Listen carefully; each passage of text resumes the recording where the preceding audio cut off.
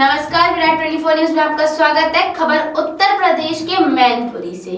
उत्तर प्रदेश में योगी सरकार ने नवरात्रि, दुर्गा सप्तमी, भगवान राम के जन्मदिन, रामनवमी पर अखंड रामायण पाठ कराने जाने को लेकर निर्देश दिया है। श्री मौर्य ने कहा, अब पूरे देश में लोग अपने आप रामचरितमानस का पाठ करना बंद कर दिया, इसलिए सरकार अपने खर्चे से रामचरितमानस का पाठ कराने के लिए मजबूर हो रही है। और जो रामचरितमानस का पाठ पढ़ने की बात कर रहे हैं वो देश की महिलाओं, आदिवासियों, दलितों और पिछड़ों के सम्मान के दुश्मन है। किसी भी पंथ निरपेक्ष, धर्म निरपेक्ष, लोकतांत्रिक सरकार को एक धर्म विशेष को बढ़ावा देना संविधान के निर्देशों का उल्लंघन है। हम सभी धर्मों का सम्मान करते हैं, एक ही धर्म को बढ़ावा क्यों? सरकार सबकी है, अगर सरकार को बढ़ावा देना ही है तो सभी धर्मों को समान रूप से बढ़ावा देने के लिए अपने सरकारी कोष से धन देने का काम करे, उसका हम स्वागत करेंगे। लेकिन आज जो पूरी दुनिया में विवाहित महाकाव्य तुलसीदास रामचरितमानस, जिसमें इस देश की महिलाओं को प्रताड़ित करने, शूद्र समाज को अपमानित और प्रताड़ित करने, शूद्र समाज की तमाम जातियों को जाति सूचक शब्दों का प्रयोग कर नीच और अधर्म कहने का काम करती है, उसका पाठ कराने का मतलब है ये सरकार देश की महिलाओं, आदिवासियों, दलितों और पिछड़ों को अपमानित करने की परिधर है, जिनके सम्मान की दुश्मन है। इसलिए इसको बढ़ावा देने के लिए सरकार ने सरकारी खजाना खोल दिया है। आइए आपको सुनाते हैं स्वामी प्रसाद मौर्य ने अखिलेश यादव द्वारा दिए गए के साथ मौलाना तौकीर रजा के बयान पर क्या पलटवार किया है। से हिंदू राष्ट्र की मांग करना स्वतंत्रता संग्राम सेनानियों का अपमान है, इस देश के शहीदों का अपमान है, भारतीय संविधान निर्माताओं का अपमान है और साथ ही साथ इस देश में एक नई परंपरा की शुरुआत होने जा रही है।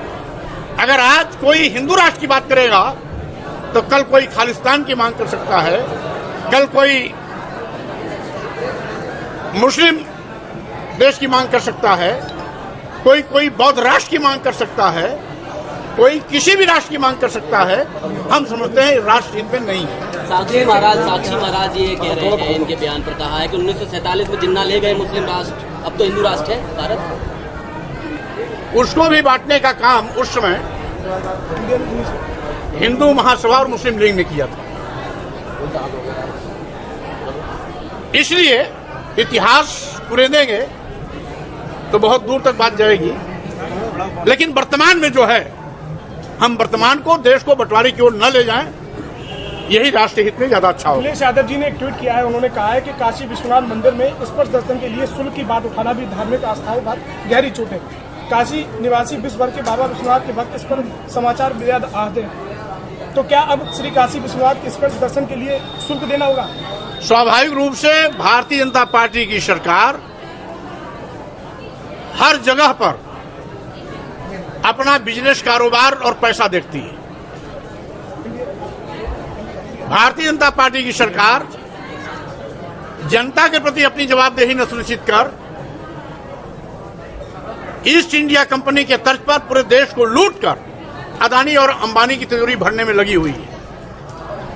आज जो प्लेटफॉर्म टिकट कभी 5 रुपया 10 रुपया मिलता था, आज वही प्लेटफॉर्म टिकट रेलवे का 100 रुपये हो गई, क्योंकि सारे रेलवे स्टेशन, तमाम दर्जन ट्रेनें अदानी और अंबानी को दे दी गई। आज देश बेचा जा रहा है, सारे के सारे बंदरगाह बेच दिए गए, एयरपोर्ट बेच दिया गया, एयर इंडिया बेच दिया गया, LIC बेच दी गई, यहां तक कि बैंक भी उन पर मेहरबान है। तो स्वाभाविक रूप से क्यों पहले लोग निजीकरण का राष्ट्रीयकरण कराने की बात करते थे, आज राष्ट्रीयकृत सरकारी संपत्तियों को अपने चहेते उद्योगपतियों को रेवड़ी की तरह बांटा जा रहा है। इसका मतलब है यह सरकार देश को बेचने में लगी है और हर जगह से पैसा वसूली अभियान में लगी है। वो कोई भी मंदिर हो, वहां पर भी ये सरकार अपने खर्चे से रामचरितमानस का पाठ कराने के लिए मजबूर हो रही है। और जो रामचरितमानस का पाठ पढ़ाने की बात कर रहे हैं, वो इस देश की महिलाओं, आदिवासियों, दलितों और पिछड़ों के सम्मान के दुश्मन हैं। किसी भी पंथ निरपेक्ष, धर्मनिरपेक्ष, लोकतांत्रिक सरकार को एक धर्म विशेष को बढ़ावा देना संविधान के निर्देशों का उल्लंघन है। हम सभी धर्मों का सम्मान करते हैं, एक ही धर्म को बढ़ावा क्यों? सरकार सबकी है, अगर सरकार को बढ़ावा देना ही है तो सभी धर्मों को समान रूप से बढ़ावा देने के लिए अपने सरकारी कोष से धन देने का काम करे, उसका हम स्वागत करेंगे।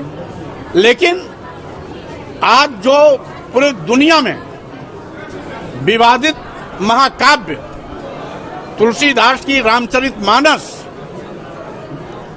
जिसमें इस देश की महिलाओं को